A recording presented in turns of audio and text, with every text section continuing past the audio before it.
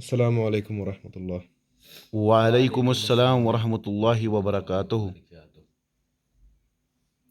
तो आज हम बात करेंगे न्यूटन के पहले लॉ के बारे में, जो उनका पहला लॉ ऑफ मोशन है।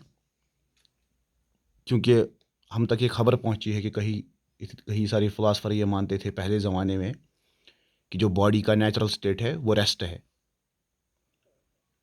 तो आज हम इस क्लेम को भी देखेंगे और देखेंगे कि न्यूटन का पहला लॉ क्या कहता है दरअसल, और उसकी क्या क्या इम्प्लीकेशन है।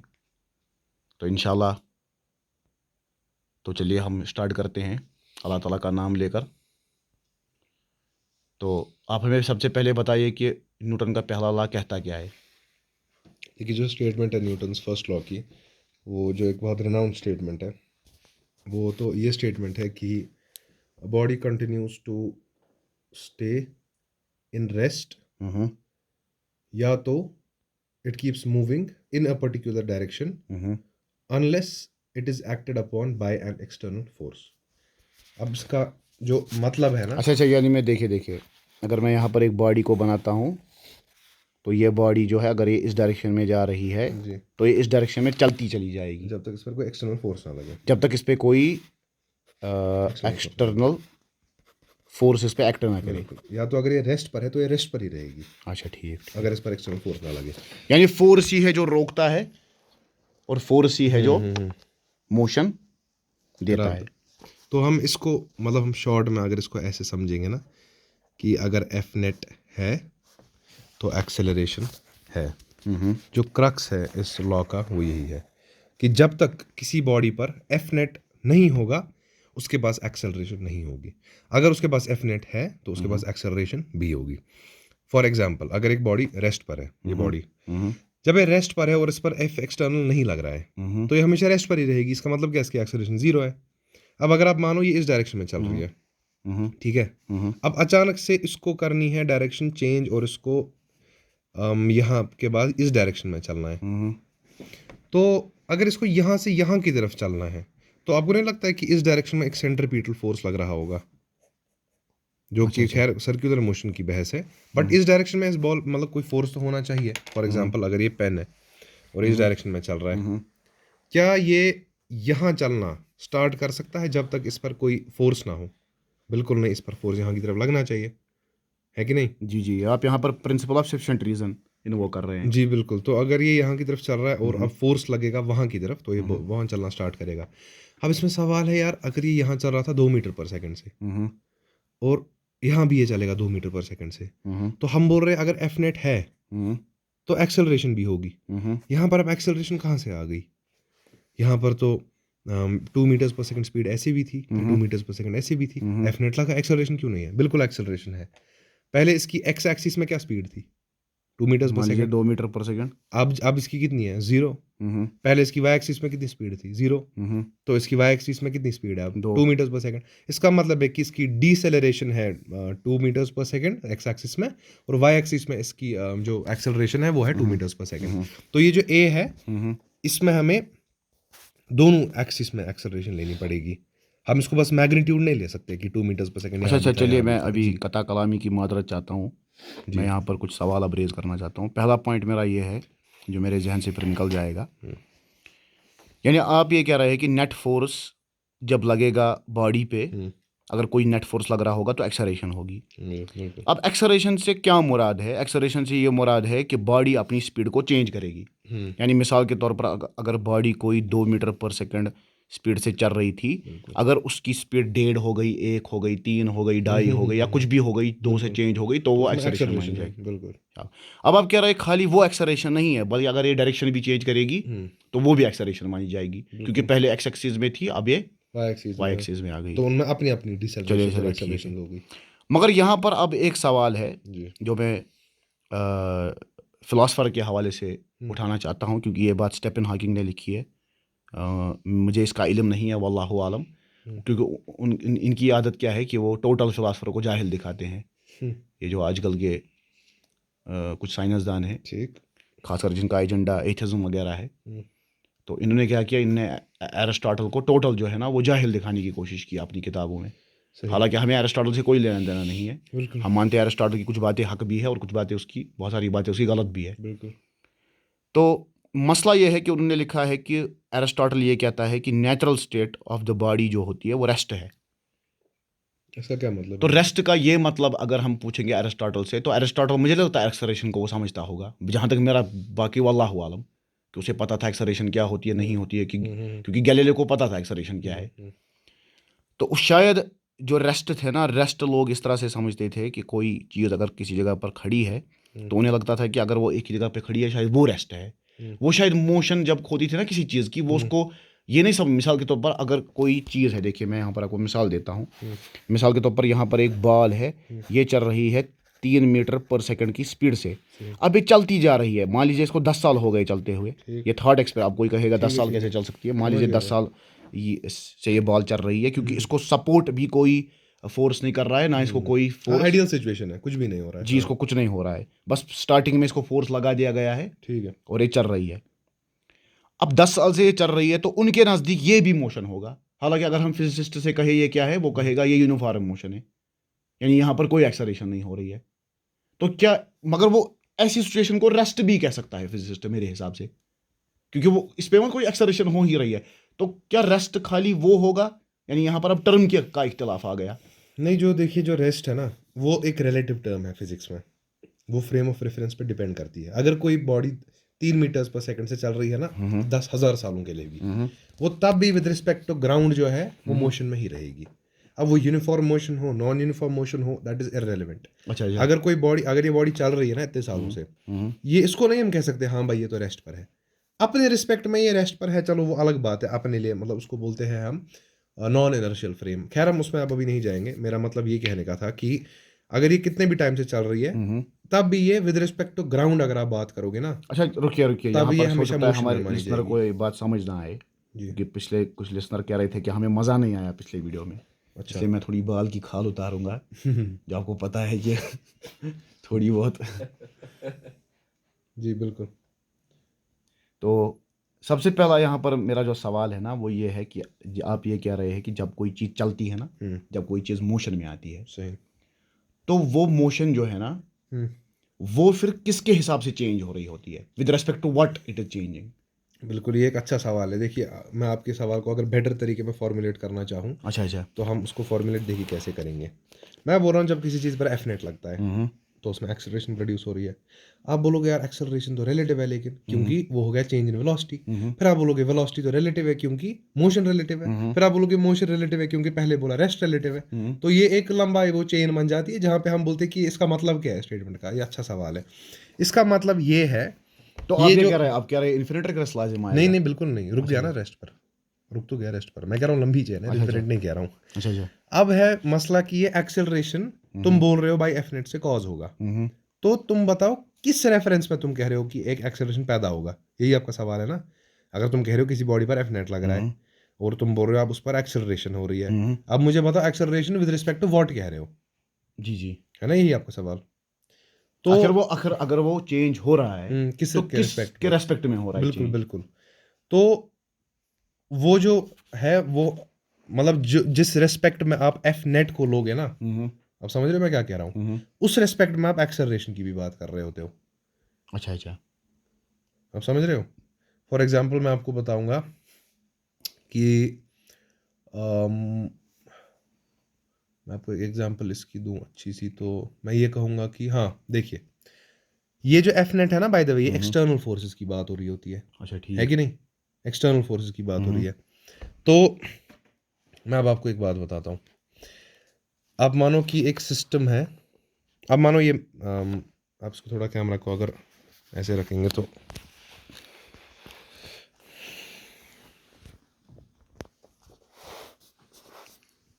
थोड़ा लाइट, माफी चाहता हूँ, हमारा बजट थोड़ा कम है, आपको खुद ही कैमरा पकड़ना पड़ रहा है।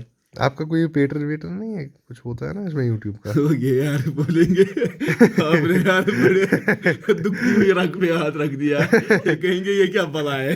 नहीं है सच में पूछ रहा हूँ मैं आपसे, नहीं मैं आपसे पूछ रहा हूँ, इनसे थोड़ी पूछ रहा हूँ। नहीं अब इंशाल्लाह कुछ भाइयों ने कहा है कि पेट्रियन वेट्रियन बनाओ, मुझे पूरी उम्मीद है कोई नहीं बनेगा। ऐसी बात नहीं है। नहीं नहीं इंशाल्लाह। तो अरे ये क्या टायर मैंने बना दिया यार। खैर अब आप मानो कि ये एक व्हीकल है और ये एक बॉक्स है इसके ऊपर और ये यहाँ पर बंदा खड़ा है, अच्छा ठीक है। अब देखिए, अब ये ग्राउंड है, ठीक है। अच्छा अब मैं कहूँगा यार, मैं ये कहूँगा कि ये बॉडी जो है ना, ये चल रही है विद वेलोसिटी आप मानो 2 मीटर्स पर सेकेंड, ठीक है। अच्छा अब आप सुनिए, अब आप मानो ये जो है ना, इस पर एक फोर्स लगा रहा है। अब मानो ये इस पर फोर्स लगा रहा है इक्वल टू 2 न्यूटन, ठीक। या ये मानो आप एक्सेलरेट कर रही है, ताकि हम इसको पूरा क्लैरिफाई कर दें। ये एक्सेलरेट कर रही है विद 2 मीटर्स पर सेकेंड स्क्वायर, ठीक है। अच्छा अब हम क्या बोलेंगे कि देखो ये तो यहाँ चल रही है गाड़ी और इस बॉक्स पर मैं खड़ा हूँ, मैं इसको यहाँ की तरफ धक्का दे रहा हूँ, है कि नहीं। अब मुझे बात करनी है, मुझे आप बोलोगे बताओ भाई इस पर फोर्स तो लग रहा है ना, मुझे आप बोलोगे कि बोलो इस बॉक्स की जो एक्सेलरेशन है वो क्या है।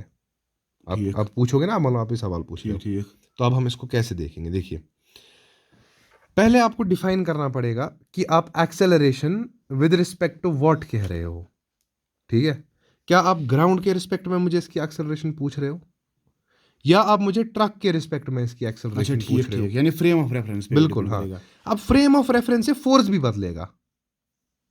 कैसे मैं बताऊंगा आपको कैसे। देखिए इसी की मिसाल तो दे रहा हूँ। देखिए अगर हम विद रिस्पेक्ट टू ग्राउंड पहले बात करें, ठीक है, लिख देते हैं पूरा, ग्राउंड की बात करते हैं। तो पहले हम देखते हैं विद रिस्पेक्ट टू ग्राउंड इस पर नेट एक्सटर्नल फोर्सेस कितने लग रहे हैं जी। देखते हैं वो हम। पहले तो इसमें यहाँ प्लस एक्स एक्सिस में क्या लग रहा है, 2 न्यूटन लग रहा है, शाबाश। ठीक है। अब यहाँ पर एक कोएफिशिएंट ऑफ फ्रिक्शन मानना पड़ेगा हमें, वरना इसमें जो है प्रॉब्लम हो जाएगी, अच्छे से एग्जांपल नहीं दे पाएंगे। इसका म्यू आप मान लीजिए है 0. लेमैन के हिसाब से आप समझाइएगा, क्योंकि हमारे ज़्यादातर जो है ना वो फिजिक्स के स्टूडेंट नहीं होते हैं, हम ज़्यादातर फिलासफी वगैरह पढ़ाते हैं। ठीक है, अगर मैं इसको लेमैन के हिसाब से समझाऊं, जी लेमैन के तो मैं हिसाब शॉर्ट में ये कहूँगा कि इस पे जो नेट फोर्स है ना एक्सटर्नल फोर्स, वो खाली यहाँ पर F इक्वल टू 2 न्यूटन लग रहा है। शाबाश। ठीक है, वो जो है उसकी वजह से जो इसमें एक्सेलरेशन कॉज होगी, वो एक तो होगी इसकी वजह से F इक्वल टू ma, ठीक है, F है 2 इक्वल टू मास का जितना भी होगा a, ये a जो है, प्लस जो इस ट्रक की एक्सेलरेशन है। अच्छा, मैं इसमें एक ऐसा केस लेके ले रहा हूँ, आपने बोला ना लेमन, इसलिए मैं एक ऐसा केस ले रहा हूँ जहां पर इसमें इतना फ्रिक्शन है कि ये जो बॉक्स है स्लाइड नहीं कर रहा है, वरना इसमें इक्वेशंस आ जाएगी। ठीक है, एक ऐसा केस लेते हैं जहां पर ये ट्रक चल रही है लेकिन ये बॉक्स जो है इसकी टेंडेंसी होगी ना एक्चुअल जिंदगी में पीछे जाने की। मान लो इतना फ्रिक्शन है कि ये नहीं जा रहा है। अच्छा। तो एक तो इसकी एक्सेलरेशन होगी 2 मीटर्स पर सेकंड, प्लस इसकी एक्सेलरेशन कितनी होगी जो इस फोर्स की वजह से कॉज होगी। और इस फोर्स की वजह से कितनी होगी, मान लीजिए इसका वेट 2 kg है, तो इसकी इस फोर्स की वजह से इसकी एक्सेलरेशन कितनी होगी, force equal to mass 2 into acceleration. तो यहाँ पे एक्सेलरेशन किसके बराबर आ गई, 1। तो एक तो 2 है इसकी इस ट्रक की एक्सेलरेशन की वजह से चल रहा है ना, क्योंकि इसके साथ साथ, ठीक। और इस पर आप इसको और फर्दर इसी डायरेक्शन में धक्का दे रहे हो, उसकी वजह से 1 हो रही है प्रोड्यूस। तो इसकी एक्सेलरेशन जो है हाँ 3 आ गई। ठीक है, ठीक। नेट। अब आप देखिए मैं क्या कह रहा था, फ्रेम ऑफ रेफरेंस किससे फोर्स क्यों मैटर करता है। अब अगर हम इस फ्रेम ऑफ रेफरेंस पे आ जाए, किसकी पे, हम बॉक्स पे ही आ जाए, हम मतलब बॉक्स को हम रेस्ट पे ले ले। अभी हमने पहली केस में बॉक्स को रेस्ट पे लिया, मत लिया, क्योंकि हमने बोला ना इसकी 2 एक्सेलरेशन है। अब हम इसको रेस्ट पे ले लेते हैं। अब मान लीजिए ट्रक रुक गई, नहीं, ट्रक नहीं रुक गई। अच्छा। अब हम इसको मान लेते हैं फ्रेम ऑफ रेफरेंस। अच्छा, अभी तक हम ग्राउंड से देख रहे थे, अब हम ट्रक से देखेंगे। अच्छा, अब ट्रक के लिए ही ग्राउंड ही चल रहा है अब। ठीक है, तो अब हम देखते हैं, अब हम देखेंगे इसकी एक्सेलरेशन उसके हिसाब से कितनी है।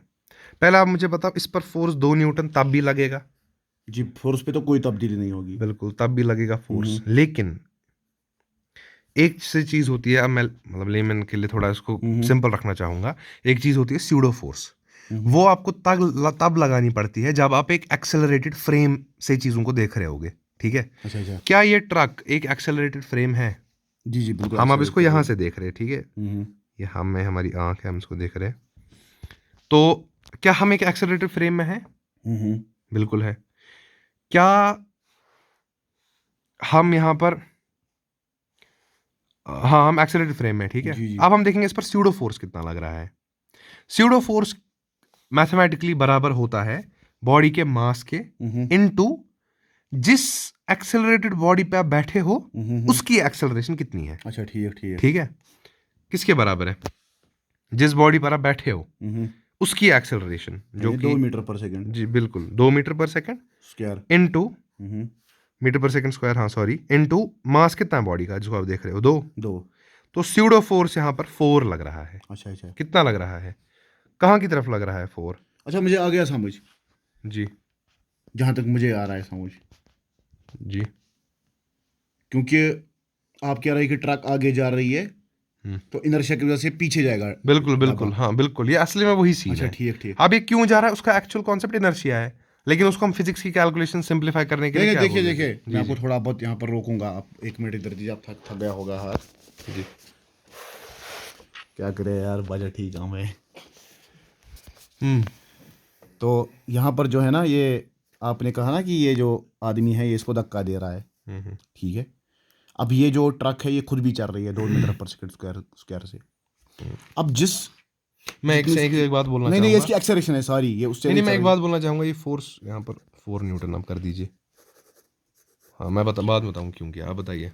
अच्छा अच्छा, चलिए आप कुछ भी रख दीजिए, नंबरों से कोई फर्क नहीं पड़ता, बस कंसेप्ट आना चाहिए जी बिल्कुल, बंदों को हाँ ये समझ। नंबर्स मैंने कुछ चेंज कर दिया मैथमेटिक्स के हिसाब से। देखिए ये जो ट्रक है ना, ये जो चल रही है ट्रक, जी तो ये चल रही है। अब इस ट्रक की चलने की वजह से क्या होगा कि ये पीछे धकेला जाएगा ये डब्बा, बिल्कुल, क्योंकि ये बिल्कुल। कॉमन सेंस है। Inertia है, क्योंकि हाँ। इसमें हमें जो है ना, हाँ हाँ क्योंकि जब कोई पैसेंजर बैठता है ना गाड़ी में, जी जी जी तो उसको भी पता होगा कि जब एक्सेलेरेटर दबाते हैं तो वो पीछे की तरफ खिंच जी जाता जी है। जी जी, तो ये तो जैसे- सीधे जैसे ऑब्जर्वेशन उसको- है, सिंपल। हाँ ये सिंपल सिंपल ऑब्जर्वेशन है।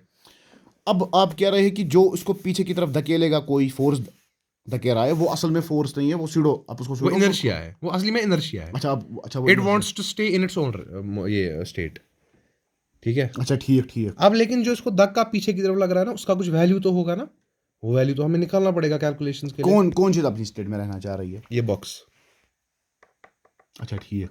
हाँ इसकी स्टेट कौन चेंज करना चाहता है? ये ट्रक का फ्रिक्शन है, इसको आगे खींचना चाहता है, मगर ये it wants to stay in its own state. उसी को तो हम इनर्शिया ट्रक का बोलते हैं ना। फ्रिक्शन उसको कहाँ से खींचा जा रहा है? देखिए ट्रक जो है, ट्रक यहाँ की तरफ चल रहा है, राइट की तरफ, ठीक है। तो ट्रक का जो सरफेस है ना, वो चाहता है ना वो इसको भी अपने साथ यहाँ खींचे, अच्छा ठीक ठीक। क्योंकि जो फ्रिक्शन है वो रिलेटिव मोशन नहीं चाहता है। अब अगर ट्रक यहाँ चलेगी और बॉक्स यहाँ रहेगा, तो आपको नहीं लगता इनके बीच में, ये देखिए बॉक्स है, ये बॉक्स है, ये ट्रक है, आपको नहीं लगता अगर ये बॉक्स अपनी जगह रहा तो इनमें रिलेटिव मोशन पैदा हो रही है? ये देखिए ये ट्रक है, ये उंगली, ठीक है। मैं पेन से एक एग्जांपल देता हूँ, ज़्यादा क्लियर हो जाएगा। ये जो है ना, ये पेन, ये ट्रक है, ये जो है ना ये बॉक्स है। अब अगर ये रहेगा बॉक्स अपनी जगह और ट्रक आगे चलेगी, बॉक्स अपनी जगह रहेगा, ट्रक आगे चलेगी, क्या इनमें रिलेटिव, अरे यार, क्या इनमें रिलेटिव मोशन पैदा नहीं हो रही है ना? इसको लग रहा है पीछे जा रहा है, ये मत साथ साथ चल रहे हैं। तो रिलेटिव मोशन रोकने के लिए फ्रिक्शन क्या चाहेगा, वो ये करे, है ना, जो कि हम देखते भी है, चीजों गाड़ी पे चीजों को रखते हैं, वो चलती है ना उनके साथ ही, जी जी जब फ्रिक्शन इनफ होता है। तो इसकी टेंडेंसी है, इसकी टेंडेंसी है इसको आगे लेने की, है ना, अपने साथ, अगर रिलेटिव मोशन ना हो। लेकिन इसका जो फ्रिक्शन है वो चाहता है वो ट्रक को ही पीछे रखे, वो भी रिलेटिव मोशन रोकना चाहता है, लेकिन वो अपनी स्टेट ऑफ ये नहीं चाहता अपनी स्टेट बदले, वो चाहता है वो पीछे की तरफ रहे। तो इसीलिए इसको एक झटका लगेगा पीछे की तरफ। अच्छा अच्छा। इसलिए हम बहुत बारी देखते हैं कि जब भी आप कोई वेसल आगे लोगे ना, उसका पानी पीछे आएगा। अच्छा ठीक ठीक है कि नहीं? ये थॉट तो पानी क्या, देखिए यहाँ पर जो ढक्कन है ना जी, वो चाहता है कि मैं पेन के साथ चलूँ, फ्रिक्शन उसको चलाएगा पेन के साथ। वो चाहता है वो चाहता है पेन मेरे पास ही रहे, मैं नहीं चालूं।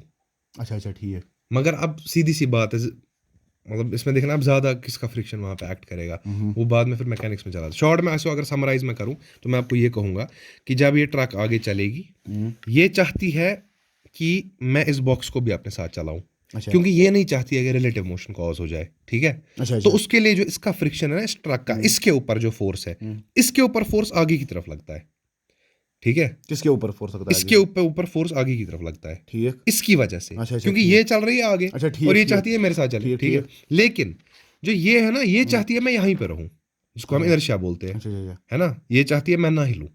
लेकिन इसको ये इस बेचारी को ये कंपेल कर रहा है, इसका फोर्स जो इस पर लग रहा है, वो इसको कह रहा है नहीं नहीं तुम मेरे साथ आगे चलो।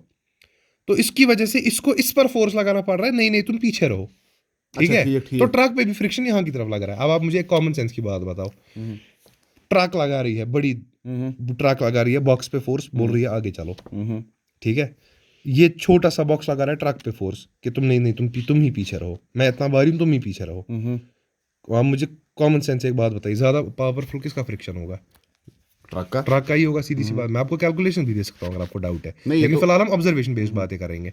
तो सीधी सी बात है, इसका जो फ्रिक्शन है, इसकी वजह से जो कॉज हो रहा है इसके ऊपर, वो ओवरकम करता है जो इसका फ्रिक्शन इसके ऊपर लग रहा है, तो इसीलिए बॉडी ऐसे मूव करना स्टार्ट करती है। लेकिन टेंडेंसी तो इसमें हमेशा रहती है पीछे जाने की। अच्छा ठीक ठीक। इसको वो तो हमेशा रहेगा, आप समझ रहे हो।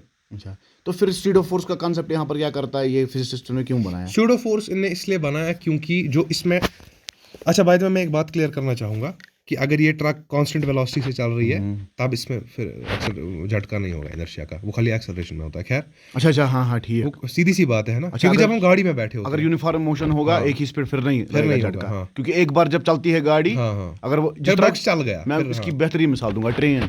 बिल्कुल ट्रेन में झटके नहीं लगते हैं उतने जितने नहीं। गाड़ी में लगते हैं, बिल्कुल। क्योंकि ट्रेन की स्पीड ज्यादातर ये होती है, बिल्कुल, कांस्टेंट हाँ। होती है। जब आप देखोगे आप गाड़ी में बैठे हो ना, आप हाँ, आराम ठीक, से बैठे ठीक। होगे, जब ब्रेक लगेगी ना आप आगे आ जाओगे, क्यों? क्योंकि एक्सेलरेशन बदलना चाहती है। अच्छा अब स्यूडो फोर्स क्या है? देखिए मसला ये है कि अगर ये बॉडी एक्सेलरेट कर रही है तो इसको हमेशा एक टेंडेंसी होगी पीछे जाने की, है ना। अब जब भी कोई चीज पीछे जाएगी, मतलब उसमें एक एक्सेलरेशन प्रोड्यूस हो रही है। अब हर जो एक्सेलरेशन प्रोड्यूस होती है ना, वो हमेशा एक फोर्स बाय मास के बराबर होनी चाहिए, हमेशा। क्योंकि हमेशा हमारा न्यूटन का फर्स्ट लॉ इसी पे बेस्ड है कि जब भी एफ नेट होगा एक्सेलरेशन होगी। क्या मैं इसको ऐसे कह सकता हूँ कि जब भी एक्सेलरेशन होगी तब एफ नेट होगा? जी जी बिल्कुल। ये तो कैलकुलेशंस के लिए जो इसका एक्सेलरेशन है जो इसमें पैदा हुई, उसके लिए हमें एक फोर्स का वैल्यू चाहिए, ठीक है, ताकि हम कैलकुलेशंस कर पाए सारी। तो जो जो इसकी टेंडेंसी है ना पीछे जाने की, जब उसको आप कैलकुलेट करोगे ना, इट इज लाइक एक ऐसा फोर्स इस पर लग रहा है जो बराबर है इसके मास के into truck, acceleration of this truck, जो इसको बेसिकली आप एक्सेलरेट कराना चाहती है। उसी एंटिटी का नाम, उसी क्वांटिटी का नाम हमने स्यूडो फोर्स रख दिया। वो चीज जो बिहेव कर रही है इसको पीछे लेने के लिए, जिसका वैल्यू खुद एम ए के बराबर है, उसको हमने स्यूडो फोर्स बोल दिया। क्योंकि एक्चुअली कोई बॉडी लगा रही है वहां पीछे की तरफ फोर्स नहीं ना, लगा ना। रही, एक्चुअली तो इनर्शिया है। तो कैलकुलेशंस के लिए इसको स्यूडो फोर्स साइंटिस्ट ने बना दिया। मगर कैलकुलेशन में इसको मानते हैं कि फोर्स लग रहा है। हाँ स्यूडो फोर्स मानते हैं, लेकिन अगर आप इस फ्रेम ऑफ रेफरेंस की बात कर रहे हो तो ठीक ठीक। समझ रहे हो आप, फिर इसकी मगर जब acceleration आपने zero आती है। कैलकुलेशन में घुसा दिया, मिसाल के पर आपने इसमें 2 न्यूटन कह दिया कि 4 न्यूटन लग रहा है, यानी हाँ। 2 ही न्यूटन लग रहा था, मगर आपने कह दिया कि इनर्शिया की वजह से 4 न्यूटन लगेगा, तो कैलकुलेशन में तो आप बराबर उसको 4 न्यूटन ले रहे, तो फोर्स ये कौन डिफरेंशिएट करेगा? नहीं मैं समझा नहीं, मतलब मिसाल के तौर पर आपने यहाँ पर कहा कि जो ये आप उठाइए 1 मिनट जी। आपने यहाँ पर कहा 2 किलो का डब्बा है, तो इसमें जो है वो इसको ये आदमी जो है वो पुश करेगा, सही। और जब ये गाड़ी चलेगी एक्सेलरेट करेगी, तो ये गाड़ी जो है ये इस डब्बे को पीछे की तरफ पुश करेगी, क्योंकि इसमें ये है इनर्शिया है। तो कैलकुलेशन में आप ले रहे हैं ना उसको एज फोर्स, उसको आप ले रहे हैं ना। बिल्कुल ले रहा हूँ, लेकिन मैं राइट हैंड साइड पे इसकी एक्सेलरेशन को 0 रखूंगा ना। आप मैंने मुझे फ्रेम ऑफ समझाइए, रेफरेंस, आप समझाइए। मैं एग्जांपल कैसे आपको करेंगे? देता हूँ। मैं आपको एक एग्जांपल देना चाहता हूँ, ठीक है। मैं आपको लिफ्ट की एक एग्जांपल दूंगा, उससे आपका इंशाल्लाह बहुत कुछ क्लियर हो जाएगा इंशाल्लाह, मतलब इंशाल्लाह कोशिश तो रहेगी। देखिए मैं आपको एक एग्जांपल देता हूँ। अब वो फिर से पकड़ना पड़ा है कैमरा, इसके लिए हम थोड़ा फंडिंग वंडिंग लाओ यार।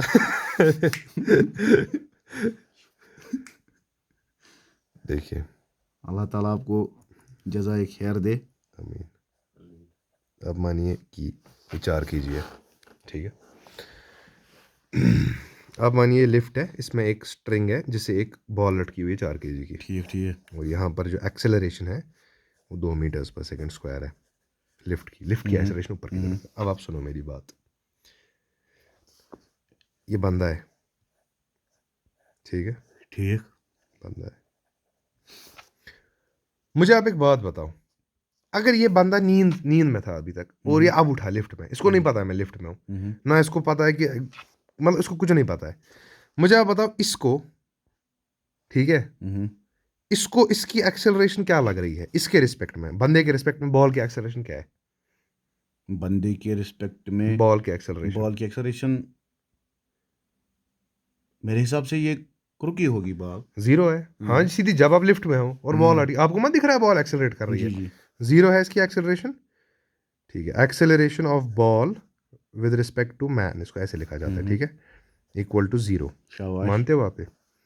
मास ऑफ बॉल कितना है? 4 kg। शाबाश। मैन के लिए इस पर कौन कौन सा फोर्स लग रहा है? ये हम यहाँ पर बॉल बना देते हैं। मैन के लिए इस 4 kg बॉल पर एक तो ग्रेविटेशन लग रहा होगा mg, शाबाश लग रहा होगा कि नहीं? mg तो हर जगह लगता ही है, जी। तो m इंटू जी। और कौन सा फोर्स लग रहा होगा जरा आप मुझे बताओ? टेंशन लग रहा होगा स्ट्रिंग की वजह यहाँ से। फिर भी आप mg लिख दो ताकि कोई कंफ्यूज ना हो जाए। ठीक है, क्या यहाँ पर स्ट्रिंग की वजह से एक टेंशन लग रहा होगा ऊपर की जी जी तरफ, बिल्कुल वरना टेंशन। बॉल ही गिर जाएगी नीचे। चलो ठीक है, टेंशन टी के ये बराबर टेंशन है। थोड़ा वो जे ऑडियंस को टेंशन क्या होता है? टेंशन जो है वो हम कह सकते हैं कि जब भी कोई चीज़ बंधी होती है, स्ट्रिंग से बंधी होती है, तो वो जो चीज़ है ना, वो जो भी सरफेसेस पे वो पुट अप ऑन होती है, वो उनको अपनी तरफ खींचती है। मैं आपको इसकी एग्जांपल, मतलब फॉर एग्जांपल मैं आपको बता देता हूँ कि अगर मेरे हाथ में एक बॉल है, अब ये बॉल को तो ग्रेविटी नीचे खींच रही है, लेकिन बॉल नीचे नहीं गिर रही है ना, क्यों? क्या मैं इस बॉल को खुद पकड़ के हूँ? ना ना कौन पकड़ के? रस्सी। रस्सी नीचे फोर्स लगा रही होगी या ऊपर लगा रही होगी? ऊपर। जो रस्सी फोर्स लगाती है ना किसी चीज पे, उसको हम टेंशन बोलते हैं, ठीक है? ये अब जरूरी है रस्सी हो या कोई भी ऑब्जेक्ट जो भी? नहीं नहीं नहीं नहीं, हम जो रस्सी वस्सी है उन्हीं के लिए टेंशन को लेते हैं। अच्छा अच्छा। और कौन सी चीज़ है? आप मुझे एग्जांपल दीजिए, और कौन सी चीज़ है? अच्छा, ये जो टेंशन लग रहा है ना, ये परसों हमने न्यूटन थर्ड लॉ में की थी ना बात, ये mg की वजह से लग रहा है? नहीं, इसको आप थोड़ा डिफाइन कीजिए इस चीज़ को, मतलब आप कह रहे हैं ना कि रस्सी इसको अगर आप ऊपर। ग्रेविटी फ्री स्पेस में जाओगे ना, हम्म, फिर टेंशन नहीं होगा। हाँ, mg की वजह से क्रिएट होता है, ये अच्छा क्रिएट ठीक। होता है mg की वजह से, अच्छा क्योंकि ठीक। सीधी सी बात है, देखिए, टेंशन होता है पुल इन स्ट्रिंग। अब ये है, यहाँ पे ग्रेविटी है ही नहीं, तो इसमें पुल नीचे की तरफ कैसे क्रिएट होगा जब ग्रेविटी है ही नहीं? अच्छा अच्छा आप समझ रहे हो? अच्छा। जब इस पर mg नीचे लगेगा और टेंशन ऊपर लगेगा, तभी तो हम बोल पाएंगे ना कि mg इक्वल टू टी, क्योंकि एक्सेलरेशन है 0। खैर, टेंशन की बहस में हम थोड़ा बाद चले में चले आते हैं। हाँ, इसको जी, छोड़ दीजिए फिलहाल। तो एक सेकेंड। तो बात यह है कि जो यहाँ पर टेंशन लग रहा है वो ऊपर की तरफ लग रहा है, जी। क्योंकि देखिए, अब भूल जाए, अब टेंशन का नाम है इसका। अब मुझे बताओ, ये बॉल नीचे गिर रही है? मत गिर रही है। इसका मतलब है इस पर कोई फोर्स ऊपर की तरफ लग रहा होगा, तो उस वही फोर्स टेंशन है ऊपर, ठीक है? अच्छा अब आप सुनिए, अब हम इसकी इक्वेशन लिखेंगे इस बॉल की, लेकिन विद रिस्पेक्ट टू मैन लिखेंगे। अच्छा। चलिए, अब हम इक्वेशन लिखते हैं, ताकि मतलब ये रहे, इजी साइंस वाइंस रहे। हम इस एक्सेलरेशन को पॉजिटिव लेते हैं, ठीक है? ठीक ठीक है। अब आप सुनो। अच्छा, मैं और एक बात कहना चाहूँगा, क्या इस पर यहाँ पर स्यूडो फोर्स लग रहा होगा? सूडो फोर्स लग रहा होगा, मुझे लगता है अगर ये लिफ्ट चल रही होगी फिर सूडो फोर्स हम। चल रही होगी, छोड़ी, एक्सेलरेशन होगी इसकी। अगर लिफ्ट की एक्सेलरेशन हो रही है, हाँ, अब दिखाइए किस इसकी, डायरेक्शन में हो रही है? ये है ना एक्सेलरेशन 2 अच्छा, मीटर्स पर ऊपर की सेकंड, तरफ हो रही तो है। इसकी टेंडेंसी नीचे जाने को बढ़ जाएगी ना। एक तो ग्रेविटी की वजह से है ही, प्लस इसको झटका लगेगा ना नीचे की तरफ। हाँ हाँ, इनर्शिया को नीचे की तरफ। बिल्कुल क्योंकि लगेगा, उल्टी हाँ, डायरेक्शन में वो लगता है बिल्कुल इनर्शिया। बिल्कुल ठीक लगेगा ठीक, ना। हाँ हाँ। तो इनर्शिया इसको नीचे लेगा। अब आप सुनिए, अब हम किसकी बात कर रहे हैं इसके रेस्पेक्ट में? इसको ये भी इमेजिन कर सकते हैं, बाइक पे कोई है और उसके बाल पीछे जा रहे हाँ, हैं। बिल्कुल बिल्कुल कर सकते हैं। तो अब अगर हम मैन के रिस्पेक्ट में आएंगे ना, विद रिस्पेक्ट टू मैन, मुझे आप बताओ, ऊपर वाली डायरेक्शन में कौन कौन सा फोर्स लग रहा है? टेंशन लग रहा है, जी। लग रहा है। नीचे वाली डायरेक्शन में mg लग रहा है, और नीचे वाली डायरेक्शन में स्यूडो फोर्स लग रहा है। ठीक है। इस स्यूडो फोर्स का हम वैल्यू ही दे देते हैं सीधे, ठीक है? मैंने आपको बोला वो होगा बराबर mass into acceleration of the accelerating body, अच्छा ठीक ठीक है। क्योंकि हम खुद घुस गए एक्सेलरेटिंग फ्रेम में। जब एक्सेलरेटिंग फ्रेम में घुस गए, उसकी क्या एक्सेलरेशन है? इतना 2 मीटर्स पर सेकंड। तो 2 मीटर्स पर सेकंड स्क्वायर, यार मैं क्यों सेकंड बोल देता हूँ बार बार, वेलोसिटी की यूनिट्स है वो। तो ये है इसकी वैल्यू, ठीक है, स्यूडो फोर्स की। और mg की हमने अभी अभी क्या निकाली? 40। ये तो हमने खुद निकाली। टेंशन की वैल्यू हमें नहीं पता है, क्या ये बराबर होगा इसके मास इंटू 0 के? अब मुझे बताइए, 0 यहाँ क्यों आया? एक्सेलरेशन ऑफ बॉल मैंने क्यों 0 लिखी? क्योंकि मैं विद रिस्पेक्ट टू मैन बात कर रहा हूँ। अच्छा ठीक ठीक कर रहा हूँ ना? तो विद रिस्पेक्ट टू मैन जब मैं बात कर रहा हूँ, acceleration of ball with respect to man क्या है? 0 है। तो यहाँ पर मैंने क्या डाल दिया? 0। तो क्या मैं ये कह सकता हूँ कि टेंशन इक्वल टू 40 प्लस 8, 4 2 ज़ा 8, ये 40, ये टेंशन यहाँ ये राइट हैंड साइड चला गया, बेसिक मैथ सीधा। तो टेंशन क्या मैं बोल सकता हूँ 48 न्यूटन के बराबर है। मैंने देखिए यहाँ पर आपने क्या किया, यहाँ पर आपने 4 kg to 2 लिया, यहाँ पर आपने स्यूडो फोर्सेस को लिया, बिल्कुल क्या आपने इसको ये मान लिया 2 मान लिया। जी बिल्कुल स्यूडो फोर्स लिया। स्यूडो फोर्स जो है उसका हम वैल्यू हमेशा देखते हैं अच्छा। Mass into the acceleration of accelerating body. Accelerating body यहाँ पर लिफ्ट है जिसकी एक्सेलरेशन 2 मीटर्स पर सेकंड है। अच्छा, आपने यहाँ पर ये कर दिया सही कि इसकी 2 मीटर पर सेकंड स्क्वायर जो है वो इसकी एक्सेलरेशन है, और आपने इसको स्यूडो क्योंकि ये यहाँ नीचे की तरफ इनर्शिया टेंडेंसी लगेगा। नीचे की बिल्कुल तरफ बिल्कुल लगेगी। बदले में लेकिन क्या करना पड़ा, एक्सेलरेशन जीरो तो करनी यहाँ पड़ी। पर आपने विद रेस्पेक्ट टू मैन जो है ना वो क्या इक्वेशन आपने ली, मैंने लिया टेंशन लग रहा है ऊपर की तरफ, mg लग रहा है नीचे की तरफ, और स्यूडो फोर्स भी लग रहा है नीचे की तरफ बॉल पर, यहीं पर बना देती है। चलिए fp लगेगा ना नीचे, ये बराबर होगा मास इनटू जीरो के, क्योंकि अगर आपने मैं कह रहा हूँ t minus M G minus F P जो है ना, हाँ ये किसके बराबर होगा? मास इनटू एक्सेलरेशन के, अच्छा, नेट ये फोर्स, आपने न्यूटन सेकंड लॉ। या अब आपने ले ली मैन की। हाँ मैं नहीं क्या मैन की क्या, बॉल की बात हो रही है ना, of ball with respect to man. देखिए न्यूटन सेकंड लॉ है ना, F net on a body, तो ये किस बॉडी की बात हम कर रहे हैं, बॉल की, तो ये चीजें भी होगी ना बॉल की ही। मगर यहाँ पर आपने ये जो है ना बॉल की, वो आपने लिया ना लिफ्ट में, आपने लिया बॉल की। हाँ अब जरा इसको फिर से समझाइए, ये इक्वेशन आपने कैसे लिखी, मुझे समझ नहीं देखिए आई। न्यूटन सेकंड लॉ है, न्यूटन सेकंड लॉ हमें क्या कहता है कि F net on body is equal to mass of body into acceleration of body. ठीक है। एफ नेट ऑन बॉडी, आप हम यहाँ बॉल को ले लेते हैं, बॉल पर नीचे की तरफ, बॉल पर ऊपर की तरफ टेंशन लग रहा है, नीचे की तरफ क्या लग रहा है mg, वो है ना माइनस में आएगा, ऑपोजिट डायरेक्शन है, और स्यूडो फोर्स भी लग, अगर हम इस फ्रेम ऑफ रेफरेंस की बात करेंगे, किस फ्रेम ऑफ रेफरेंस की, मैन इसको देख रहा है, मैन को दिखेगा ना इस पर स्यूडो फोर्स लग रहा है, हाँ ठीक है। तो वो कितना लगेगा माइनस ये एम ए, ठीक है, जो मैंने आपको बोला एम ए के बराबर होता है, ठीक है। ये होगा ना equal to mass of ball into acceleration of ball. अब एक्सेलरेशन ऑफ बॉल कितनी है, मगर आप मुझे वो बताओ, वो है असली सवाल। एक्सेलरेशन ऑफ बॉल जीरो आएगा। अच्छा ठीक है। क्यों? क्योंकि अगर मैं ये जीरो मत लूंगा फिर ये एफ मत मुझे लेना है।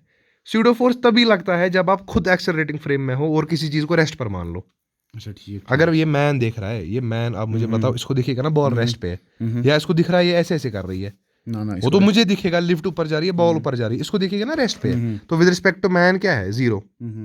तो यहाँ से हमने उसके बदले इसको कॉम्पनसेट करने के लिए क्या ले लिया, स्यूडो यहाँ फोर्स पर लिया। अब जो है ना वो 3 चीजें आ गई एफ के अंदर, शॉर्ट में आप कह रहे हैं कि ये 3 चीजें। हाँ ये एफ नेट है बॉडी पे, एफ नेट है बॉडी। तो टी बराबर होगा mg प्लस एम ए के, हाँ क्योंकि ये उस साइड ठीक चला है। जाएगा। तो mg है यहाँ 4 इंटू 10 और ma है यहाँ पर 4 इंटू एक्सेलरेशन ऑफ लिफ्ट क्या है 2, है ना, तो ये हो गया 40, ये हो गया 8। तो टेंशन यहाँ पे किसके बराबर आया मुझे वो बताओ, 48 न्यूटन के बराबर आया। इसका मतलब अगर आप स्ट्रिंग में टेंशन देखोगे 48 न्यूटन के बराबर होगा। अच्छा, अब मैं इसको वेरीफाई करना अच्छा, अब चाहता आप हूँ। कह रहे हैं, देखिए अब आप क्या कह रहे हैं, रुकिए आप यहाँ पर। अब आप कह रहे हैं कि जब स्यूडो फोर्स तभी लगाना होता है जब हम एक्सेलरेटिंग फ्रेम ऑफ रेफरेंस के अंदर हो, तभी लगा सकते हैं स्यूडो फोर्स। जब हाँ बिल्कुल जब हम बिल्कुल खुद बिल्कुल उसमें बिल्कुल बैठ बिल्कुल के। सही, बिल्कुल जिसको बोलते हैं हम नॉन इनर्शियल फ्रेम। अच्छा ठीक है। तो अगर हम एक्सेलरेटिंग फ्रेम ऑफ रेफरेंस के अंदर हो तब हम स्यूडो फोर्स को लगाएंगे। बिल्कुल। क्यों लगाएंगे? क्योंकि हमारा जो F equal to M A है उसमें F हमें बहुत सारे आएंगे, उसमें हाँ, स्यूडो फोर्स लेकिन जाएगा, ए जीरो हो जाएगा, मगर एम ए की टर्म वहां से जीरो हो जाएगा। यही कंडीशन है। अगर आपको स्यूडो फोर्स लगाना आपको एक्सेलरेशन जीरो करनी पड़ेगी, अच्छा, ठीक है, वरना वो स्यूडो फोर्स नहीं, वो नहीं है वरना। अब मैं आपको एक बात बताऊंगा, खतरनाक बात। ये टेंशन कितना आया 48 न्यूटन। अब मैं आपको एक चीज दिखाता हूँ। अब हम इसको with respect to ground solve करते हैं, जो बहुत जल्दी हो जाएगा विद रिस्पेक्ट टू ग्राउंड। ठीक है, मुझे आप बताओ विद रिस्पेक्ट टू ग्राउंड। अब इस मैन को अब दफा करो, अब इसकी कोई जरूरत नहीं है, अभी तक खाली हमारा ये था, ये इसको मतलब देख रहा था नहीं ये इसको अभी तक बस देख रहा था। ठीक है, तो अब हम विद रिस्पेक्ट टू ग्राउंड देखते हैं। मुझे बताओ with respect to ground ball पे कौन कौन सा फोर्स लग रहा है? विद रिस्पेक्ट टू ग्राउंड, मुझे लगता है mg लग रहा है पहले। सही, mg लग रहा है, ये बॉल है, mg नीचे। टेंशन लग रहा है? टेंशन भी लग रहा है। सही। अब लग रहा है स्यूडो फोर्स? मत लग रहा है। अब ग्राउंड की बात हो रही है। अब आप हो ना नॉन एक्सेलरेटिंग फ्रेम में। मैंने आपको क्या बोला, स्यूडो फोर्स कब लगाओगे? एक्सेलरेटिंग फ्रेम पे। आप किस पे हो? ग्राउंड पे। ग्राउंड क्या है? नॉन एक्सेलरेटिंग फ्रेम है ना। एफ अब नहीं है, चलो नहीं है, ठीक है। ये है इसके नेट फोर्सेस। मास कितना है इसका? 4, है। अब मुझे आप बताओ बॉल की एक्सेलरेशन लेकिन कितनी है? बॉल की एक्सेलरेशन ये है। अब तो 2 आएगी ना, क्योंकि लिफ्ट जा रही है ना ऊपर 2 से। अब आप ग्राउंड से देख रहे हो, तो ग्राउंड को क्या दिख रहा है? अभी तक मैं अंदर था, अब है ना ग्राउंड पे बंदा, भाई बोलेगा भाई देख जब लिफ्ट जा रही है 2 से, ये भी 2 से जाएगा। हाँ ये भी 2 से जाएगा। चलो ठीक है, एक्सेलरेशन 2, तो ये नेट फोर्सेस है, ये मास है, एक्सेलरेशन। अब हम इसको इक्वेट करते हैं, tension minus mg equal to mass 4 है, और एक्सेलरेशन कितनी है लिफ्ट की? 2। mg किसके बराबर है? किसके? 4 इंटू 10। अच्छा हाँ 4 into 10। क्या टेंशन फिर से 48 न्यूटन के बराबर आया? अच्छा ठीक आया। इसका मतलब है विद रिस्पेक्ट टू ग्राउंड आपने सॉल्व किया, तो ठीक है, वही विद इसका मतलब है ये दोनों इक्वेशन सही है। फर्क किस चीज में आया? टेंशन तो हमेशा वहीं रहा, फर्क किस चीज में आया? अगर आपने यहाँ एफ देखो टी भी यहाँ था, ध्यान दो, इस पे ध्यान दो आप, टी भी है दोनों में, है टी दोनों में, एम जी है दोनों में, एम ए है यहाँ नहीं है, मगर यहाँ एक्सेलरेशन है यहाँ एम ए है यहाँ एक्सेलरेशन है नहीं है। इस चीज में यहाँ फर्क आ जाता है। अच्छा तो इसीलिए स्यूडो फोर्स हमने इंट्रोड्यूस किया। पता है क्यों? यहाँ पर तो मैंने with respect to ground easily calculate ये कर लिया, मगर कोई कोई इक्वेशन इतनी मुश्किल बन जाती है ना, आप मतलब आप बोलोगे मैं पढ़ा ही छोड़ दूंगा, ये मैं कैसे निकालूं विद रिस्पेक्ट टू ग्राउंड, इतना कॉम्प्लेक्स हो जाता है कोई कोई सवाल। उसके लिए हम क्या करते हैं, हम बैठ जाते हैं एक्सेलरेटिंग फ्रेम में, शॉर्ट में हम स्यूडो फोर्स लगाते हैं। यही है स्यूडो फोर्स का कॉन्सेप्ट। आज़ाद करता हूँ इसको पकड़ने से, लगता है आप कुछ फंडिंग आएगी। इंशाल्लाह। नहीं यार, सपोर्ट के बगैर तो बहुत मुश्किल होता है चैनल चलाना। थोड़ा जोर से हंसो, इसके 50 रुपए काट हो। ओवर एक्टिंग का 50 रुपये काट ओवर एक्टिंग का। तो ये हमारा स्यूडो फोर्स का खेल था। तो अच्छा भाई, ये पता है मैं अब बात क्यों की इतनी? आप कह रहे थे ना ये एक्सेलरेशन, भाई तूने अगर बोला एक्सेलरेशन तो तू किस रिस्पेक्ट में बोल रहा है? फिर मैंने आपको बोला उस रिस्पेक्ट में जिसमें मैं एफ नेट बोल रहा हूँ। फिर तूने बोला कि एफ नेट कैसे इस पे डिपेंड करेगा, रेफरेंस पे। देखो अगर मैं आपको अच्छा मुझे आप एक बात बताओ, मैं लिखूंगा ए इक्वल टू बी, एक सिंपल फिलोसॉफिकल लॉजिकल बात। अगर मैं बोल रहा हूँ आपको भाई ए इक्वल टू बी, मगर बी जो है ये फ्रेम ऑफ रेफरेंस पे डिपेंड करता है, इसको भी करना पड़ेगा ना फ्रेम ऑफ रेफरेंस पे डिपेंड, ए को भी, है ना? तो अगर मैं आपको बोल रहा हूँ भाई एफ नेट जब है एक्सेलरेशन है, आप मुझे बोल रहे हो भाई एक्सेलरेशन का तो फ्रेम ऑफ रेफरेंस चाहिए, मैं आपको बोल रहा हूँ बिल्कुल चाहिए। मैं आपको बोल रहा हूँ फोर्स का भी चाहिए फ्रेम ऑफ रेफरेंस। इसका मैंने आपको क्या प्रूफ दिया?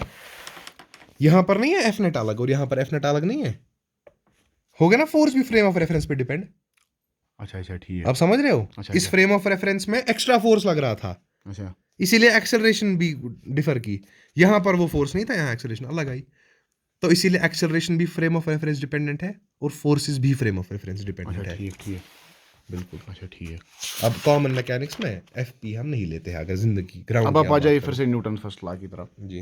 तो न्यूटन का फर्स्ट लॉ जो है ना, वो हम पहले बात कर रहे थे रेस्ट के बारे में, कि रेस्ट क्या है उनके नज़दीक, कि रेस्ट जो है, रेस्ट वो कहते थे कि जब बॉडी एक्सेलरेट नहीं करेगी। सही।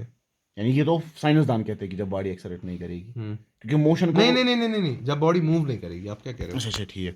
अब देखिए शॉर्ट में मैं ये बता दूं आपको कि जब बॉडी जो है ना वो एक्सेलरेट करेगी, जब बॉडी जो है वो एक्सेलरेट करेगी, जी। इसमें ज़रूरत नहीं है, अभी फिलहाल हम कुछ नहीं दिखा रहे।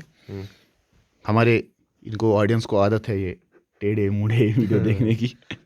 अच्छा, तो आप मुझे एक बात बताइए, मोशन जो है ना, मोशन को वो किस तरह से डिफाइन करते हैं? यानी मोशन को वो कहते हैं हम डिफाइन नहीं कर सकते, वो करते हैं डिफाइन, मगर वो बोलते हैं मोशन होगा इस पे डिपेंड, फ्रेम ऑफ रेफरेंस। बिल्कुल। क्योंकि वो कहते हैं एक्सेलरेशन भी फ्रेम ऑफ रेफरेंस डिपेंड, जिस तरह आपने कहा, या आपने कहा फोर्स भी फ्रेम ऑफ रेफरेंस पे डिपेंड करती है। तो वो कहेंगे मोशन जो है ना, कोई चीज़ मोशन में है कि नहीं है। नहीं, फोर्स फ्रेम ऑफ रेफरेंस पे डिपेंड करती है, इसका मतलब नहीं है कि एक particular force frame of reference पे डिपेंड करती है। इसका मतलब है कौन कौन सी फोर्स लग रही है वो। फॉर एग्जांपल स्यूडो फोर्स कब लगेगी कब नहीं, वो उस पर डिपेंड करता है, पर्टिकुलर फोर्स नहीं। आप इसका कोई दे सकते हैं कोई मिसाल? हाँ, इसकी मिसाल तो यही है, देखिए टेंशन, टेंशन यहाँ पे भी 48 न्यूटन आया, यहाँ पे भी 48 न्यूटन आया। तो जब मैं बोलता हूँ ना फ्रेम ऑफ रेफरेंस पे फोर्स डिपेंड कर रही है, मेरा मतलब नहीं है कि एक पर्टिकुलर फोर्स के वैल्यूज डिपेंड करते हैं, जैसे कि वेलोसिटी के करते हैं। जैसे अगर एक चीज की वेलोसिटी 2 मीटर्स पर सेकंड है और मैं खड़ा हूँ, अब मैं भी अगर 2 मीटर्स पर सेकंड चल रहा हूँ तो इसकी वेलोसिटी 0 हो जाएगी मेरे लिए। मगर फोर्स का वैल्यू हर फ्रेम में वही रहता है, मगर कौन कौन सी फोर्स आप ले रहे हो वो डिपेंड करता है फ्रेम ऑफ रेफरेंस पे। ठीक है, तो mg वही रहा दोनों फ्रेम्स में, टेंशन वही रहा दोनों फ्रेम ऑफ रेफरेंस में, लेकिन कौन कौन सी फोर्स लेनी है, कहाँ ma लेना है कहाँ नहीं लेना है, वो डिपेंड किया किस पर, फ्रेम ऑफ रेफरेंस पर। ये है मेरा मतलब। हाँ, ये मैं बोल के रखा ताकि कल को आपका वीडियो कोई बड़ा फिजिसिस्ट देखकर मुझे ये ना पकड़े कि इसने ये क्या बोल दिया कि फोर्स का वैल्यू बदलता है। अच्छा, ये ऐसा एक कॉमन कंफ्यूजन नहीं है। आप आगे बढ़िए, आप क्या बोल रहे थे? नहीं, मैं कह रहा हूँ, देखिए अब देखिए, छोड़िए आप फोर्स को। न्यूटन का पहला लॉ कहता क्या है शॉर्ट में? कि कोई चीज़ या तो मोशन की डायरेक्शन नहीं बदलेगी या तो रेस्ट में ही रहेगी जब तक उस पर एक नेट फोर्स ना लग रहा हो। जब तक मैं बॉडी पे फोर्स नहीं लगाऊंगा एक्सटर्नल, हाँ, नेट, तब तक ना तो वो कोई हरकत करेगी, ना तो हरकत से रुकेगी ना ही हरकत की डायरेक्शन बदलेगी। ये तीन चीजें हैं। शॉर्ट में अगर वो हरकत में ऑलरेडी होगी तो उसी में रहेगी, तो उसी में रहेगी। ना मैग्नीट्यूड बदलेगा ना डायरेक्शन बदलेगी। अच्छा, चलिए ठीक। जी, बस यही न्यूटन का यही पहला है लॉ। फर्स्ट लॉ, यही है। अब इसके इम्प्लीकेशन पे आते हैं। इसका इम्प्लीकेशन क्या है? ये है ना इसकी आप इसका अगर एफ नेट है तो एक्सेलरेशन है। अच्छा, ये तो ठीक है। implication। आप चेंज कीजिए पेज, आप पेज चेंज कीजिए। पेज का बजट है, ऐसी बात नहीं है। अच्छा, अब मुझे एक बात बोलिए। अब यहाँ पर एक सवाल उठता है कि न्यूटन ने कहा कि जब कोई बॉडी जो है ना वो यूनिफॉर्म मोशन में होगी तो वो यूनिफॉर्म मोशन में ही रहेगी जब तक कोई एक्सटर्नल फोर्स पे एक्ट ना करे। और उसने कहा तब तक कोई बॉडी जो है वो रेस्ट पे ही रहेगी जब तक कोई नेट उसका फोर्स। शॉर्ट में स्टेट ऑफ मोशन नहीं बदलेगा अगर एफ नेट नहीं है। अच्छा, शॉर्ट में short। आप इसको हम बार बार आप क्यों बोलेंगे? अब आप मुझे एक बात बताइए, अगर इसका लॉ को हम ले, नहीं, अगर नहीं लेते हैं हम। नहीं, मैं कहता हूँ इसको हम लेंगे, अच्छा, इस लॉ से इम्प्लीकेशन क्या निकलती है कि पहला कोई मोशन होगा जो किसी ने किया होगा। अरे यार अब तो इसको है ना? क्या एंगल दे रहे हैं? नहीं, वो तो कॉमन सेंस भी है, उसमें तो लॉ की जरूरत नहीं थी यार, मतलब वो तो लगता ही था। नहीं, जब तक कोई चीज़ जो है ना आप किसी को हरकत नहीं लगाए, कोई नेट फोर्स किसी बॉडी पे नहीं लगेगा। सही। क्योंकि यहाँ पर न्यूटन क्या प्रीसपोज कर रहा है कि वो ये प्रीसपोज कर रहा है कि ऑलरेडी यूनिफॉर्म मोशन था, कि यूनिफॉर्म मोशन जब होगा हाँ, तो उसके एक सपोर्ट सिस्टम में। की बात हो रही है, लेकिन हाँ यूनिवर्स की बात नहीं हो रही है, सिस्टम की बात हो रही है, क्योंकि वो तो बेचारा थीस था। तो नहीं, मैं वो नहीं कह रहा हूँ, मैं अच्छा, इस टाइम जा ही नहीं रहा हूँ। ठीक ठीक, हाँ हाँ, सिस्टम में अगर मोशन होगा तो रहेगा अगर एफ नेट नहीं है सिस्टम में, लेकिन यूनिवर्स में नहीं है। मैं आपको मेरी बात नहीं समझ आ रही है, मैं क्या कहना चाह रहा हूँ। मैं ये कहना चाह रहा हूँ कि अगर कोई बॉडी जो है ना, अगर वो शॉर्ट में मोशन में है ना, उस पर कभी ना तो कभी कोई फोर्स लगा है। शॉर्ट पे, हाँ और वो कोई एक्सटर्नल फोर्स है, हाँ, वो इंटरनल फोर्स नहीं है उस बॉडी का। बिल्कुल क्यों इंटरनल फोर्स क्यों नहीं हो सकता? यार, इंटरनल फोर्स कैसे चलाएगा किसी चीज को? यानी अगर बस में पैसेंजर बैठे हुए हैं और बस में बैठे हुए पैसेंजर बस को आगे धक्का दे रहे हैं, क्या बस चलेगी? बिल्कुल नहीं चलेगी। ये अच्छी एग्जांपल आपने दी, नहीं अच्छा, चलेगी। ये तो सीधी कैसे चलेगी? तो इंटरनल फोर्स क्या करते हैं? कैंसिल करते हैं। कैंसिल करते हो? नहीं, मतलब वो नहीं होता है। मतलब देखिए, इंटरनल फोर्स जो है ना उसकी बाकी काम है। फॉर एग्जांपल, अगर मैं किसी रबर को स्ट्रेच करूंगा या किसी इलास्टिक चीज को स्ट्रेच करूंगा तो वो वापस अपनी शेप में आना चाहेगा। ये चीजें इंटरनल फोर्स कर सकती है, मोशन इंटरनल फोर्स नहीं कॉज कर सकती है। अच्छा, इंटरनल फोर्स किस चीज की वजह से होती है? मॉलिक्यूलर फोर्स की वजह से होती है। तो अब क्या रही, जब मैं हमें क्वांटम में नहीं जाना चाहता हूँ क्योंकि मुझे हरकत में आता किसी नहीं चीज है। को लाना होगा तो उसके ऊपर फोर्स चाहिए, अगर वो रेस्ट में है तो। अगर ऑलरेडी चल रही है तो डायरेक्शन चेंज करने के लिए या रेस्ट में लाने के लिए या एक्सटर्नल ही फोर्स चाहिए जो उस बॉडी के external बाहर हो, चाहिए, बिल्कुल कोई बिल्कुल। एक्सटर्नल एजेंट होना चाहिए। हाँ। तो क्या कोई हम बना सकते हैं कोई आर्गुमेंट फ्रॉम मोशन, यानी जिस तरह से आजकल किस बनाते चीज के हैं? लिए? नहीं, वैसे तो उससे तो यूनिवर्सल ही साबित होगा। तो वो अल्लामा इब्न तैमिया रहमतुल्लाह ने कहा है ना कि रहमहुल्लाह ताला। इनसे यूनिवर्सल साबित होते हैं। बिल्कुल।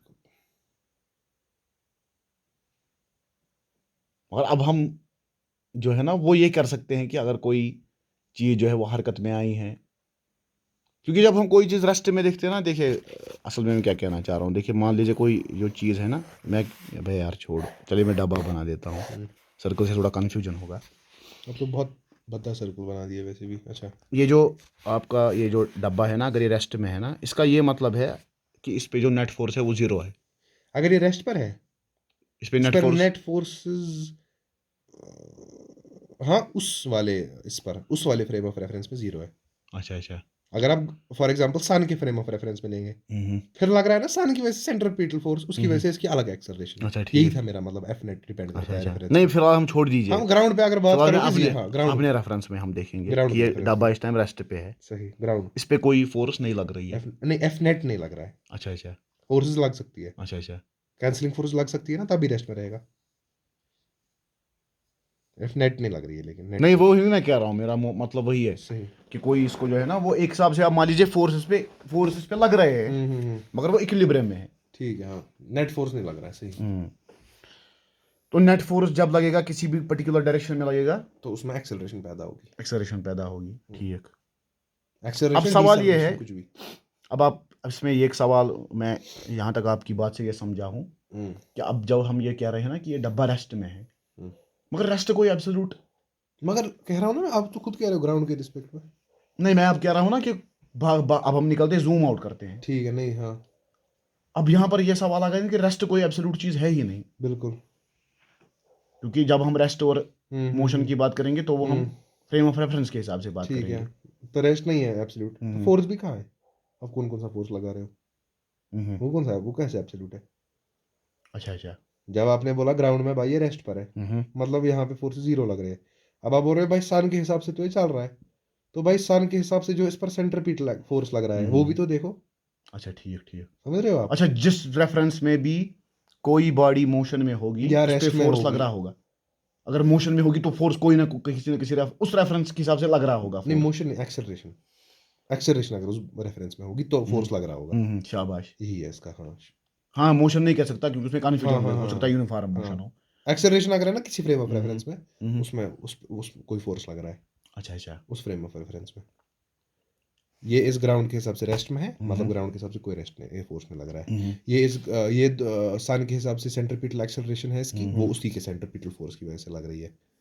यानी जिस फ्रेम ऑफ रेफरेंस में अगर ये डब्बा इस टाइम इस फ्रेम ऑफ रेफरेंस में रेस्ट पे है, ये इसलिए रेस्ट पे है क्योंकि इस पे फोर्स भी कोई नहीं लग रहा है।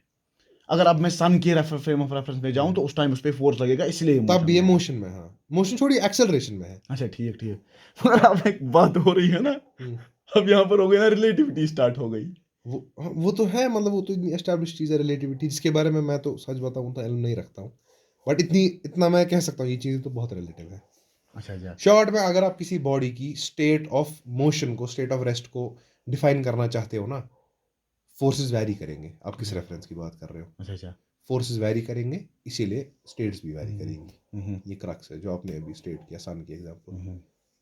तो मोशन के बारे में हम ये कह सकते हैं कि कोई बॉडी मोशन में है या नहीं है, यानी मान लीजिए एक्सर, चलिए मैं एक्सलेरेशन नहीं करूँगा। मोशन के बारे में हम ये बोलेंगे कि अक्लमंद को ये कोई फायदा नहीं दे सकती और बेवकूफ को वो क्या था, मैं भूल ही गया।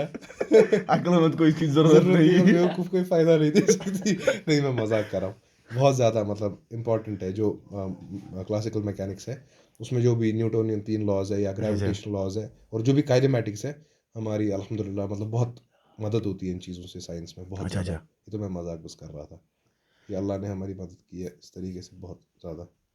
अच्छा अब यहाँ पर एक सवाल जो है ना, जो एज ए फ़लसफ़े का मैं स्टूडेंट हूँ और इंशाल्लाह हम इस्लाम की भी स्टूडेंट है, तो इंशाल्लाह। यहाँ से अब मुझे इसका थियोलॉजी के साथ कोई लेना देना नहीं है इसका, क्योंकि ये बस एक टूल है जिसको हम देखते हैं, जिससे हम वो करते हैं, दुनिया के बारे में जानते हैं। तो मुझे आप एक बात बताइए कि जब ये डब्बा जो है ना, ये रेस्ट में भी है एक फ्रेम ऑफ रेफरेंस पे और दूसरे फ्रेम ऑफ रेफरेंस में ये मोशन में है, सही, आपको आ रही है बात बिल्कुल समझ? बिल्कुल सही। तो जब हम कोई चीज़ कहते हैं ना कि एब्सोल्यूट है, यानी स्पेस एब्सोल्यूट नहीं है, फिर हम ये कह सकते हैं, मतलब क्या है इसका, थोड़ा एब्सोल्यूट को मतलब define यही करो। मतलब नहीं कि एब्सोल्यूट रिलेटिव का होता है। मतलब क्या है? एब्सोल्यूट का यही मतलब, ये कोई चीज़ जो है ना किसी के लिए घूम रही होगी। हाँ वो तो है, वो तो अनडिनाइबल फैक्ट है, इससे रिलेटिव है, एब्सोल्यूट सेंस में नहीं कह सकते कुछ। मगर अब एक सवाल है ना, हम्म, अब मेरे जहन में एक सवाल आया, देखिए आप उठिए, आप बनाइए डायग्राम, क्या या तो बनाऊं? आप ये पकड़िए, मैं डायग्राम बना हाँ, के बनाओ। देता हूँ। देखिए मान लीजिए ये हमारा ये है, सन है। अब इसके इर्द गिर्द मैं थोड़ा अर्थ को बड़ा बनाऊंगा सन से, पता है क्यों? क्योंकि मैं ढाबे वाला को कराऊंगा। नहीं ये तो उस पे तो आपकी पकड़ होगी, आपने क्या कर दिया? मजाक कर रहा हूँ। अच्छा फिर? अब डब्बा हमने यहाँ बना दिया। हाँ। चलिए मैं इसे भी अरे मैं मजाक कर रहा था भाई। नहीं नहीं, मैं ज़्यादा बड़ा बनाता हूँ। अच्छा। ये अगर आसान है हाँ। ताकि इनको देखने में, ये हमारा अर्थ है और इसके अच्छा। ऊपर ये डब्बा है। हम्म। अब जब ये चल रहा है ना, मान लीजिए ये इस तरह से चल रहा है, इस तरह से जा रहा है, इस तरीके ठीक। से। ठीक। अब जो ये डब्बा है ना, हम्म ये इसके इर्द गिर्द जो एटमॉस्फेयर है ना अर्थ के हिसाब से, हम्म। उसमें ये डब्बा जो है ना वो एक ही जगह रहेगा, क्योंकि यहाँ पर जब ये पहुंचेगा ना तो ये अपनी ही जगह पे होगा, ये कहीं हिला नहीं होगा, क्योंकि हम इसको नहीं हिला रहे हैं। आप विद रिस्पेक्ट टू क्या बोल रहे हो मुझे वो बताओ। ग्राउंड। वो विद रिस्पेक्ट टू ग्राउंड ये डब्बा रेस्ट पे है। ठीक है। अच्छा ठीक ठीक। तो विद रिस्पेक्ट टू ग्राउंड इधर भी रेस्ट पे है, इधर भी रेस्ट पे है, ये रेस्ट पे ही है विद रिस्पेक्ट टू ग्राउंड। यानी ये हम, यानी पार्टली हमारा स्टेटमेंट सही है कि ये पार्टली नहीं, ये सच में फ्रेम ऑफ रेफरेंस में हमारा सही है। और अगर हम दूसरे फ्रेम ऑफ रेफरेंस में भी जाए ना, इस फ्रेम ऑफ रेफरेंस से भी देखें, तब भी ये ग्राउंड पे उतरी है जहाँ ये है। ग्राउंड पे उतरी है हाँ, मगर इसके हिसाब से उतरी नहीं है। इसके हिसाब से तो चला। अच्छा अच्छा। और हम बाय द वे ये रोटेट भी करता है ना अर्थ, उसकी वजह से और भी एक मोशन ऐड होगी। खैर हम उस पर नहीं जाएंगे, for the sake of simplicity खाली रेवोल्यूशन की बात करते हैं। तो ग्राउंड पे तो ये वहीं रहा हाँ, मगर ग्राउंड खुद चला। ग्राउंड खुद चला है ना। मगर वो जो ग्राउंड चल रहा है ना, वो इस तरीके से चल रहा है कि, मगर जो ग्राउंड यहाँ पर है ना, मान लीजिए ये यहाँ पर इस तरह से, इस वाले ग्राउंड पे इसका नाम है मान लीजिए एम है, तो यहाँ पर वो एम नहीं बना, वहां पर ये ग्राउंड अभी भी एम ही है। मगर उसकी पोजीशन चेंज हो गई ना। नहीं, वो हो गई ना with respect to these coordinates, जो यहाँ के कोऑर्डिनेट है। ठीक है। अर्थ पे लॉन्गिट्यूड लैटिट्यूड का ट्रेन चेंज नहीं हुआ। नहीं नहीं नहीं बिल्कुल नहीं हुआ, इसलिए अर्थ के लिए रेस्ट पे है। वही मतलब है अर्थ पे रेस्ट होने का। नहीं, वो तो मुझे आ गई पहले ही बात समझ। ठीक है। मगर मैं कह रहा हूँ कि कोई ना कोई चीज़ है जो इस फ्रेम ऑफ रेफरेंस से भी इसको, यानी कि ये है किसी जगह पर, यानी जो चेंज नहीं हो रही है। मैं ये कहना चाह रहा हूँ। हाँ ग्राउंड के लिए चेंज नहीं हो रही है। क्योंकि अगर ये यहाँ पर एम पे था ना, मान लीजिए हमारे टेबल, हमारा मान लीजिए अर्थ अब इतना ही रहा, हमारा बहुत बड़ा टेबल बना दिया और इतना बड़ा डब्बा हमने ला दिया, ठीक है। वही टेबल है, उसी टेबल पे अभी भी है। हाँ ये उसी टेबल पे बिल्कुल, हाँ वो तो है। तो यहाँ पर क्या खाली हो रहा है, ये वाले कोऑर्डिनेट चेंज हो रहा है, ये वाले, हाँ हाँ विद रिस्पेक्ट टू सन, हाँ बिल्कुल। लैटिट्यूड लॉन्गिट्यूड चेंज नहीं हो रहा, बस ये जो इसका रेवोल्यूशन है ना जिस बेल्ट में बिल्कुल घूम रहा है, बिल्कुल बिल्कुल। उसके हिसाब से इसकी बिल्कुल। या अपने कोऑर्डिनेट सिस्टम का आप मतलब पीएचडी करा रहे हो आप, ये जो आप कह रहे हो, ये मतलब मैं मजाक कर रहा हूँ, मगर इसका यही आप ही समझा रहे हो हाँ कि रिलेटिव चीज़ें क्यों होती है। नहीं, या आपने उसकी मैं अच्छी कुछ नहीं example दी। समझा रहा हूँ, मैं आपसे सवाल नहीं पूछने मेरा की कोशिश मतलब कर कि इससे वही इम्प्लीकेशन है जो आप समझा रहे हो ना, या आप वही कह रहे हो कि जो कोऑर्डिनेट सिस्टम है ना वो इसके कोऑर्डिनेट्स के हिसाब से मोशन में है, लेकिन अपने जो उसके कोऑर्डिनेट्स है उसके हिसाब से वो रेस्ट पे है। वो उसी टेबल पे रहेगा, वो उसी लैटिट्यूड में, उसी कंट्री पे रहेगा, उसी ज़मीन पे रहेगा, उसी घर में भी रहेगा, मगर वो घर खुद चल रहा है इसके रिस्पेक्ट में, सन के रिस्पेक्ट में। ठीक ठीक। तो यहाँ तक हमें ये बात समझ आई न्यूटन के लॉज से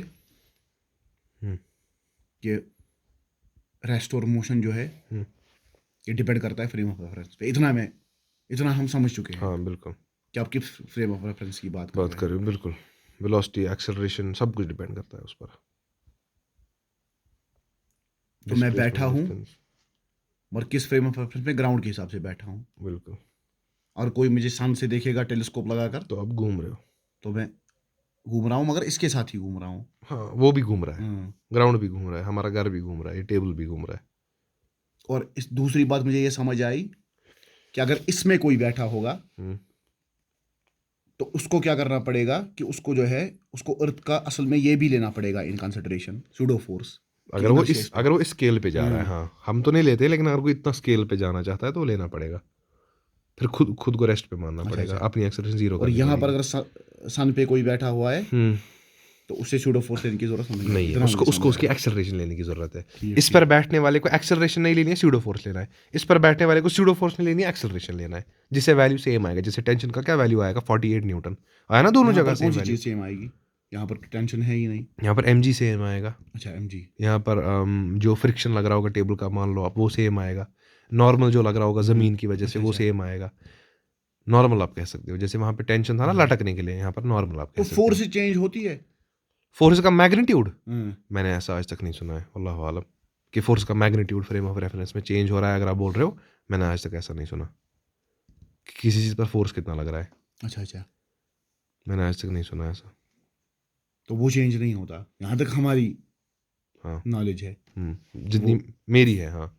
फोर्स का मैग्नीट्यूड चेंज नहीं होता है, नंबर ऑफ फोर्सेस चेंज होती है, जिससे फिर एक्सेलरेशन बदलती है, जैसे हमने अभी पीछे बोला। अच्छा ठीक तो है। मैंने कहा ना आपको नंबर ऑफ फोर्सेस, जी यहाँ जिस तरह से यहाँ पर स्यूडो फोर्स बिल्कुल देना हाँ, पड़ेगा नंबर उसको। ऑफ फोर्स से एक्सेलरेशन बदलती है, अच्छा ठीक। Mass constant. तो बाकी फोर्सेस जो मैग्नीट्यूड है वो रहता है, अच्छा ठीक। टेंशन वही रहेगा, सन से भी वही रहेगा। हम्म, मैं अगर किसी को 10 न्यूटन का धक्का दे रहा हूँ, वो सन से भी उसको हम्म, दिखेगा मैं 10 न्यूटन ही दे रहा हूँ, हम्म। या कुछ भी ऐसा जो होता है, जो भी है फोर्स ऐसी। इसके बाद हम क्या टॉपिक हमारा होगा इंशाल्लाह कल, न्यूटन उसके बाद लॉ ऑफ मोशन के जो आप बाद? बोलोगे इंशाल्लाह, नहीं इसके बाद क्या आता है? सेकंड लॉ आता है, सीधी सी बात है। सेकंड लॉ पे तो हम बात नहीं करेंगे क्योंकि उस पर थोड़ी बहुत बात हो चुकी है। जी एक्चुअली हमने काफ़ी कुछ कवर कर लिया, हाँ। हम्म। कल मुझे लगता है हमने कि थर्ड laws लॉ of भी motion कवर में, किया और था। इसका नतीजा भी हमें पता चला कि लॉज ऑफ मोशन का नतीजा क्या है कि फ्रेम ऑफ रेफरेंस जी पे डिपेंड बिल्कुल करेगा, बिल्कुल रेस्ट और मोशन। बिल्कुल, हमने तीनों लॉज के बारे में सफिशेंट मुझे लगता है एक लेमैन के लिए बात कर ली है। तो अब हम आगे चलकर क्या करेंगे? वो हम आप आपके ऑडियंस में कमेंट सेक्शन में बताएंगे कि इनको आगे क्या नहीं देखना है आपका क्या है? इंशाल्लाह। मेरा तो कुछ नहीं है, जो आप बताओगे यार। जो ये जो कमेंट सेक्शन में बोलेंगे, अगर ये पहले इंटरेस्ट भी दिखाया, अगर इंटरेस्ट नहीं होगा और तो नहीं फिर अभी कहाँ ये बोलेंगे, अभी तो इनको थोड़ा वो टाइम लगेगा ना। अभी क्या पता ये देखेंगे भी नहीं देखेंगे, कहेंगे क्या है यार फिजिक्स से पका रहा है। तो और कोई लोग नहीं, मुझे कह किसी रहे ना, हैं इससे फिलॉसफी की कोई नॉलेज ही हासिल नहीं हमें हुई। और भाई ये सारा नेचुरल फिलॉसफी है।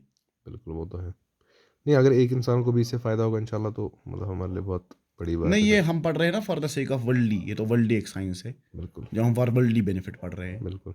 क्योंकि अगर नॉन बेनिफिशियल कोई साइंस है तो उससे तो पनाह मांगी है हम्म, अंबिया अलैहिस्सलाम ने। जी तो बिल्कुल, नॉन बेनिफिशियल तो अलैहिस्सलाम। हम पढ़ते ही नहीं है, बिल्कुल बल्कि ये तो हम पढ़ रहे हैं for the sake of mechanic, क्योंकि आजकल कोर्सेज में, यूनिवर्सिटीज़ में, स्कूल्स जी में वो तो है, हाँ। पता ही है कि कॉलेज वगैरह में पढ़ाते हैं, तो बिल्कुल इसीलिए बिल्कुल हम इसको थोड़ा जी। बहुत कवर कर रहे हैं और इसके देख रहे हैं कि क्या क्या इम्प्लीकेशन है। तो इंशाल्लाह देखते हैं आगे किसी अच्छे से टॉपिक पे इंशाल्लाह बनाते हैं। किनेमैटिक्स वगैरह हम मैकेनिक्स को काइनेमैटिक्स या न्यूटन लॉज या वर्क पावर एनर्जी अगर है, या अगर हम ग्रेविटेशन की बात करें, या कभी मे बी फ्लूइड मैकेनिक्स या इलास्टिसिटी की बात करें इंशाल्लाह, या कभी आगे जाके इंशाल्लाह रोटेशन की भी बात कर सकते हैं इंशाल्लाह। तो अच्छा मैं चाह रहा था डीएनए पे एक वीडियो हम बनाएं, डीएनए पर इंशाल्लाह, बायोमोलिक्यूल्स वगैरह पे। हाँ ठीक है इंशाल्लाह चलिए बनाते उस हैं। पे भी देखते हैं। जी तो इंशाल्लाह। चलिए फिलहाल हम इसको बंद कर देते हैं। चलिए अस्सलाम यार वालेकुम। बजट बढ़ा दो थोड़ा।